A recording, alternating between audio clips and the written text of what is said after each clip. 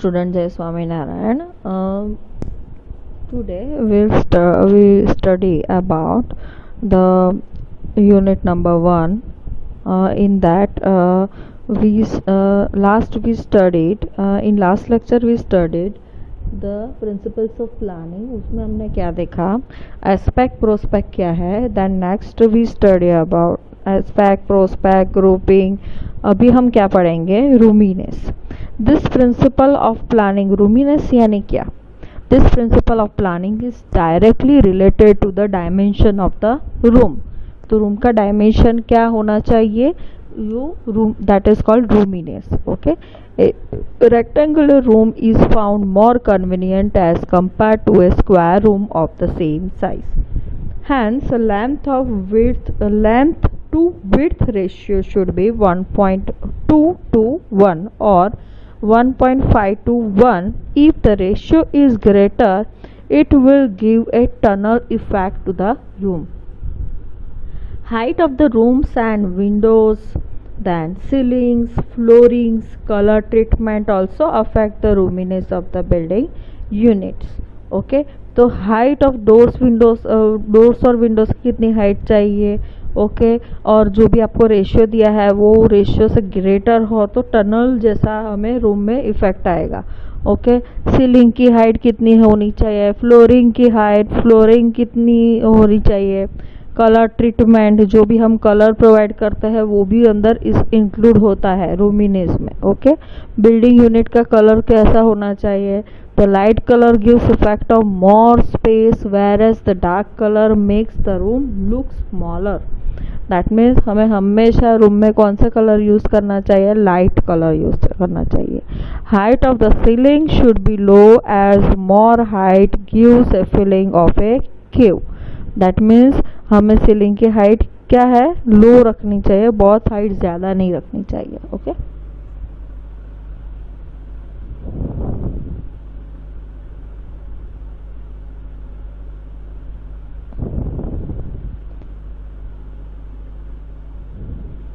ऐसा रूम हो तो क्या होगा, इतनी हाइट रखेंगे तो क्या होगा, बहुत जो भी बहुत हाई रखना नहीं चाहिए. ओके, जो भी हाइट है वो बिल्डिंग की रूम की हाइट बहुत रखनी नहीं चाहिए. ये टनल जैसा दिख रहा है. Okay, then next one is flexibility. Flexibility means a room which are planned for one function can be use for the another if so required. तो रूम ऐसा प्लान करना चाहिए कि उसको डिफरेंट पर्पस के लिए हम यूज़ कर सकते हैं. If the rooms are big enough and are having a minimum width of 3 metre are more flexible and even the activities of the various room can be exchange. That means one पर for example living room है. Okay, then room का arrangement और room ऐसे design करना चाहिए कि उसको multipurpose यानी एक से ज़्यादा पर्पस के लिए भी हम यूज़ कर सकें. Okay, then next one is furniture requirement. one of the most important requirement of a building planner is to know how much space is needed by each function in a particular building. The room sizes for a particular function can be completed on the basis of the permanent furnitures to be used in the room. Hence, while planning a building, furniture arrangement must be shown. For example, drawing room है तो वहाँ पे sofa आएगा, TV cabinet आएगा, then teapoy आएगी, कौन कौन सा फर्नीचर चाहिए वो सब देख लेना है, उसके हिसाब से रूम साइज रखना है. ओके, यानी हमें जो भी फर्नीचर अरेंज करना है तो वो जो भी रूम साइज है वो उसमें आना चाहिए. रूम साइज ऐसा होना चाहिए कि आप इजीली फर्नीचर जो भी है वो आप अंदर सेट कर सकते हो. ओके, और कौन सा जो भी ड्राइंग रूम के लिए जो भी फर्नीचर है, बेडरूम के लिए जो भी फर्नीचर है, तो रूम साइज ऐसी अरेंज होनी चाहिए कि जिसमें वो फर्नीचर बैठ सके. ओके, और फर्नीचर सेट हो सके. Okay, for example living room में यहाँ पे सोफ़ा प्रोवाइड किया है, टीपॉय है. ओके, देन डाइनिंग रूम में यहाँ पे डाइनिंग टेबल है, देन किचन है, और उसके अलावा स्टडी रूम है तो वहाँ पे एक बेड प्रोवाइड किया है, टेबल है. ओके। देन यहाँ पे बेडरूम है तो बेडरूम में बेड प्रोवाइड किया है, यहाँ पे ड्रेसिंग टेबल है, वो सब जो भी फर्नीचर है, रूम साइज ऐसी होनी चाहिए कि जो भी फर्नीचर है वो इजीली अंदर सेट हो सके। Okay. Then next one is circulation. Circulation is the process into or one of a room. It is internal movement inside the building and the area are marked for it. Circulation यानी क्या कि जो भी हम circulation यानी जो भी हम इंटरनली मूवमेंट देते हैं, ओके, इंटरनली मूवमेंट करते हैं one floor to another floor और one room to another room, that is called circulation. Circulation area should be straight, short, bright, light. That means straight होना चाहिए, शॉर्ट होना चाहिए, bright होना चाहिए और वहाँ पे लाइट प्रोवाइड की होनी चाहिए और लाइट वहाँ पे नेचुरल लाइट पहुँचनी चाहिए। तो circulation light lighted, that means वहाँ पे पूरी बिजली होनी चाहिए और नेचुरल लाइट जो भी है वो होना चाहिए। Okay. Then the circulation should not affect the privacy of a room. Circulation की वजह से प्राइवेसी जो भी प्राइवेसी हमने प्रोवाइड की है तो सर्कुलेशन वो प्राइवेसी को डिस्टर्ब ना करे, इस तरह से हमें सर्कुलेशन प्रोवाइड करना चाहिए। Nor interfere with the utility space. Circulation that means utility space, for example हमने प्रोवाइड किया है तो फॉर एग्जांपल ड्राइंग रूम है तो वहाँ पे सर्कुलेशन ऐसा, ड्राइंग रूम के बाहर जो भी हम अरेंजमेंट सर्कुलेशन के लिए कर रहे हैं तो ड्राइंग रूम में आने से वो जो भी एक्टिविटी है वो डिस्टर्ब नहीं होनी चाहिए। कोई भी रूम है उसमें जिस पर्पज़ के लिए हमने रूम डिज़ाइन किया है और प्रोवाइड किया है उसकी एक्टिविटी में डिस्टर्बेंस नहीं होना चाहिए। Okay, that is called circulation. Circulation in A building is of two types, horizontal circulation and vertical circulation. Circulation within a floor is called the horizontal circulation and the circulation between the different floors is called the vertical communication. The next one is lighting. It can be natural light as that obtained from the sun during the day or artificial light. Adequate illumination is essential in day-to-day activities to execute the safety and comfort and efficiency. जो भी हमारे पास day activity हमें natural light और artificial light दोनों provide करनी चाहिए। Natural light तो हमें दिन में मिलेगी पर आर्टिफिशियल लाइट की भी का प्रोविज़न होना चाहिए। ओके, हम कभी यूज़ करेंगे जब भी सनलाइट नहीं हमें मिलेगी तभी हम उसका यूज़ कर सकते हैं। ओके, और डे एक्टिविटीज़ जो भी डे टू डे एक्टिविटीज़ है वो एग्जीक्यूट करने के लिए और safety and comfort and to execute the safety, comfort and efficiency, हम जो भी एक्टिविटीज़ है वो सेफली कर सके, कंफर्टेबली कर सके, इसलिए हमें लाइटिंग प्रोवाइड करना चाहिए। Good visibility is a must for accident prevention, comfortable watching, reading to reduce the fatigue, avert confusion and efficient security. That means good lighting, जहाँ पे भी अच्छा हुआ तो आप अच्छे से देख सकते हो, रीड कर सकते हो, जो भी एक्सीडेंट होता है उसको प्रिवेंट कर सकते हो और सिक्योरिटी, एफिशिएंट सिक्योरिटी चाहिए तो वहाँ पे लाइटिंग होनी चाहिए। Okay, then next one is elegance. Elegance refer to the planning of elevation and layout of the plant to give an impressive appearance to the building. The proper width, height, location of the doors and windows, materials employed in the construction of the exterior walls etc. create elegance. Okay, तो हमें proper width जो भी है, proper width, height, location, door और window का location कहाँ रखना चाहिए, हाइट कितनी रखनी चाहिए, ओके, विड्थ कितनी रखनी चाहिए, मटेरियल एक्सटीरियर वॉल में कौन सा मटेरियल प्रोवाइड करना चाहिए, तो वो सब एलिगेंस में इंक्लूड होता है। The result of the elegance is aesthetic of the building, that means जो भी उसका फ्रंट व्यू है वो अच्छा होना चाहिए। Okay, proper location of doors windows height वो सब अच्छा दिखना चाहिए. That is called elegance. That is front view. That is called elegance. Okay, बाहर से बिल्डिंग अच्छा दिखना चाहिए. Then next one is economy. The building planning should be carried out in the financial limit of the client. जो भी client की limit है financial, वो कितना खर्चा कर सकता है. ओके, तो वो देख के हमें बिल्डिंग प्लानिंग करना चाहिए. Engineer should know in advance the client intended to spend for the building, and accordingly material of the construction, finishing items, stage of the construction should be suggested. By estimation, proposed amount should be derived, and as per that, progress should be followed to avoid the delay in the work progress. तो हम जो भी the client क्या है, an engineer should know in advance. Engineer को पता होना चाहिए कि क्लाइंट जो भी है वो बिल्डिंग और मटेरियल जो भी है, मटेरियल मटेरियल है, फिनिशिंग आइटम्स है, स्टेज ऑफ कंस्ट्रक्शन है, तो वो सब जो भी इंजीनियर है वो उसको जो भी इंजीनियर है वो ऑनर को बताता रहेगा कि भाई इस सब में इतना आइटम चाहिए, इसके लिए इतना कॉस्ट चाहिए. By estimation the propose amount should be derived and as per the progress they should be followed to avoid delay in the work progress.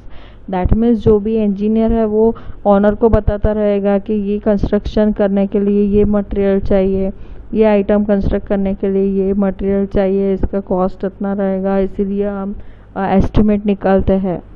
Okay, आपका 7th सेम में एक सब्जेक्ट आता है professional practice and valuation. Professional practice and valuation में क्या होता है कि टाइप्स ऑफ एस्टिमेट्स होते हैं. उसमें 2 टाइप्स के एस्टिमेट्स है. ओके, तो जो भी एस्टिमेट्स है, तो एस्टिमेट्स कोई भी हम फॉर एग्जांपल कोई भी कंस्ट्रक्शन करना है तो पहले उसका एस्टिमेट निकालना पड़ता है कि ये आइटम और ये मटेरियल यूज़ करने से और अकॉर्डिंग टू दिस प्लान ये बिल्डिंग का कॉस्ट इतना आएगा. ओके, तो वो ऑनर को दिखाना पड़ता है. ओके, वो बोलता है कि भाई चलो, वो बोल रहा है कि भाई चलो कोई बात नहीं है, आप ऐसे कंस्ट्रक्ट कर दो, ये मटेरियल यूज़ करके कंस्ट्रक्ट कर दो, तो फिर वो हम कंस्ट्रक्ट कर सकते हैं. ओके, कंस्ट्रक्शन कर सकते हैं. बट हमें पहले एस्टीमेट पूरा निकालना पड़ेगा. ओके, उसको दिखाना पड़ेगा. फिर बिल्डिंग टाउन प्लानिंग जो भी डिपार्टमेंट है वहाँ पे अप्रूव करवाना पड़ेगा. ओके, इसका इकोनॉमी का मतलब ये है कि जो भी ऑनर है जो कंस्ट्रक्शन करवा रहा है उसको हमें आइडिया देना होता है कि ये इसमें इतना मटेरियल चाहिए, ये पूरा बिल्डिंग का कॉस्ट इतना होगा. ओके, वो सब उसको एडवांस में पता होना चाहिए. Okay, then next one is sanitation. Provision of the cleanliness, lighting, ventilation in the sanitary units avoid the growing of the bacteria and spread of the disease and give the hygienic condition. तो हमें cleanliness, then lighting and ventilation, वो सब sanitation area है, sanitary units है, वहाँ पे provide करना चाहिए, जिसकी वजह से जो भी डिसीज़ है, जो भी डिसीज़ फैलता है वो नहीं फैले और हाइजीनिक कंडीशन जो भी है वो बरकरार रहे. ओके, हाइजीनिक रहे.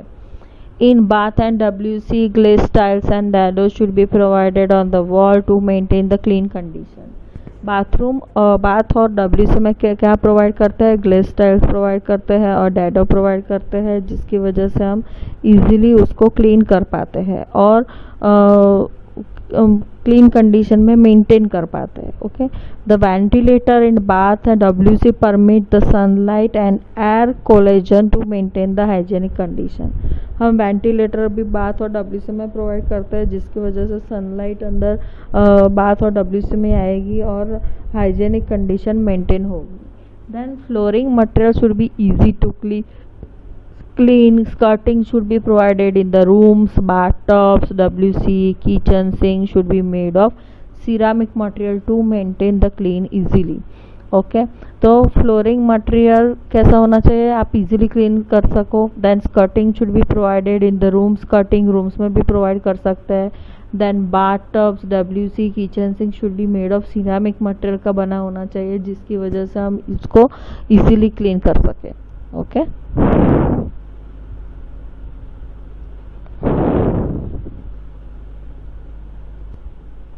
Then next is building bylaws. During the planning and construction of any building, certain regulations are laid by the municipal bodies, authorities and other government department as the town planning so as to prevent the haphazard development of the city. Such rules and regulations are called as building bylaws. That means आपको planning करना है या construction कोई भी building का करना है तो म्यूनिसिपल बॉडीज़, अथॉरिटीज़ जो भी है और गवर्नमेंट डिपार्टमेंट है उसने टाउन प्लानिंग में क्राइटेरिया फिक्स किया हुआ है और रेगुलेशंस, रूल्स एंड रेगुलेशन बनाए हैं कि ये फॉर एग्जांपल ड्राइंग रूम है, देन किचन है, अलग अलग रूम की साइज़ डिसाइड की हुई है कि वो साइज़, वो जो भी रेंज है उसमें ही वो बेडरूम, जो भी डिफरेंट टाइप्स ऑफ रूम्स है वो बैठना चाहिए। ओके। उसकी वजह से आप उसको ध्यान में रख के आपको प्लान करना पड़ता है, देन प्लानिंग पास करवाना पड़ता है, फिर उसका कंस्ट्रक्शन होता है। वो प्लानिंग पास करवा के उसका एस्टिमेट निकालना पड़ता है, वो सब हो जाए तो बाद में हमें आपको परमिशन मिलता है कि आप कंस्ट्रक्ट कर सको। Okay. Then objectives of the building bylaws. The building bylaws allow the discipline and systematic growth of the buildings and towns and prevent the haphazard development. तो बिल्डिंग बायलॉज की वजह से क्या होगा, रूल्स रेगुलेशन की वजह से जो भी हैपहैज़ार्ड मैनर में जो भी कंस्ट्रक्शन हो रहा है वो नहीं होगा। Building bylaws protect safety of the public against the fire, noise. Building bylaws क्या प्रोटेक्ट करता है सेफ्टी ऑफ द पब्लिक को सेफ्टी प्रोवाइड करता है, किससे, fire, noise, health, structural failure etcetera. Okay. तो आप कोई भी बिल्डिंग पास हो जाए तो बिल्डिंग का कंस्ट्रक्शन हो जाए तो फिर कंप्लीशन सर्टिफिकेट मिलता है, उसके बाद ही आप वो बिल्डिंग को यूज़ कर सकते हो। यानी जो भी आपने एस्टिमेट निकाला, जो भी प्लानिंग किया, प्लानिंग के हिसाब से कंस्ट्रक्शन है, जो भी मटेरियल है वो स्पेसिफिकेशन भी साथ में होता है, तो स्पेसिफिकेशन के हिसाब से उन्होंने मटेरियल यूज़ किया है, वर्कमैनशिप की है, वो सब चेकआउट करने के बाद ही क्या करते हैं ये लोग, आपको उसमें रहने की परमिशन देते हैं। ओके। तो they provide proper utilization of the space, hence maximum efficiency in the building. Okay. तो बिल्डिंग बायलॉज की से क्या होता है, utilization, provide proper utilization, properly आप स्पेस को यूज़ कर सके हो। Okay. Hence maximum efficiency in the planning. Okay. They provide health, safety, comfort to the peoples living in the building. Health, safety and comfort, people को क्या provide करता है, health, safety and comfort. Okay. Building में जो भी peoples रहते हैं, okay, तो peoples living in the building, जो भी पीपल्स बिल्डिंग में रहते हैं उसको क्या प्रोवाइड करते हैं, health, safety and comfort. Different bylaws. Building frontage, it is the margin to be left beyond the extreme edge of the road to the front of the building line. Okay, it depends upon the status of the area, nature of the road. Residential building require minimum clearance, public buildings requires more clearance.